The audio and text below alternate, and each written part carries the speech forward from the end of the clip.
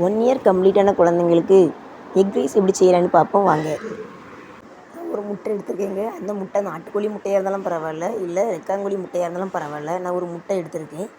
அந்த முட்டையை சட்டியை சூடுபடுத்தி நல்லா வரட்டுறேன். அதாவது நம்ம ஆம்லேட் அப்படிலாம் போடாமல் நல்லா பொடிசாக நான் இதே மாதிரி நல்லா வரட்டியிருக்கேன். இப்படி நல்லா அதை கிளறி அதை ஒரு பாத்திரத்துக்கு நான் ட்ரான்ஸ்ஃபர் பண்ணியிருந்தேங்க.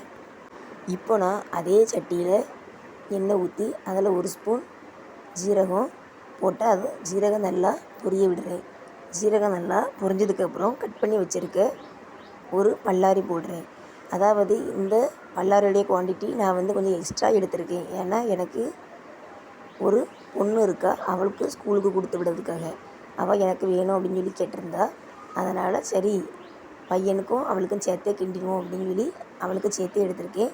இப்போ நான் கட் பண்ணி வச்சுருக்க வெஜிடபிள்ஸ், அதாவது ஒரு கேரட், ஒரு கொஞ்சம் பீன்ஸ் எடுத்து கட் பண்ணி வச்சுருக்கேன். அதையும் போட்டு நல்லா கிளறுதேன்.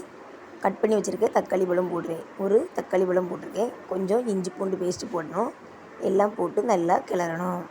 வெஜிடபிள்ஸ் நல்லா வதங்கட்டுங்க. நல்லா வதங்கக்கூடிய இந்த ஸ்டேஜில் நாம் ஒரு ஸ்பூன் நல்ல மிளகுத்தூள் போடுறேன். அதாவது காரத்துக்கு நல்ல மிளகுத்தூள் போடுறேன்.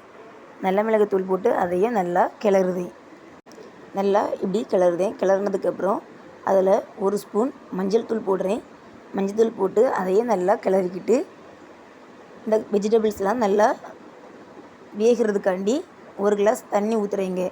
அதாவது நம்ம இதை சின்ன பிள்ளைங்களுக்கு கொடுக்குறதுனால, அதாவது 1 இயர் கம்ப்ளீட்டான பிள்ளைங்களுக்கு கொடுக்குறதுனால கொஞ்சம் வெஜிடபிள்ஸ் நம்மளுக்கு வேகணும். அதனால் அந்த காய்கறிகள்லாம் நல்லா வேகணுங்கிறதுக்காண்டி தண்ணி ஊற்றி அதை நல்லா கொதிக்க விடுறேன். காய்கறிகள் இப்போ நல்லா எனக்கு வெந்துடுச்சு. நான் இந்த ஸ்டேஜில் தேவையான அளவு உப்பு சேர்த்து இப்போ நான் ஏற்கனவே எடுத்து வச்சுருக்க அந்த ரைஸை போடுறேங்க. நான் இன்றைக்கி பொடியரிசி தான் பொங்கியிருந்தேன்.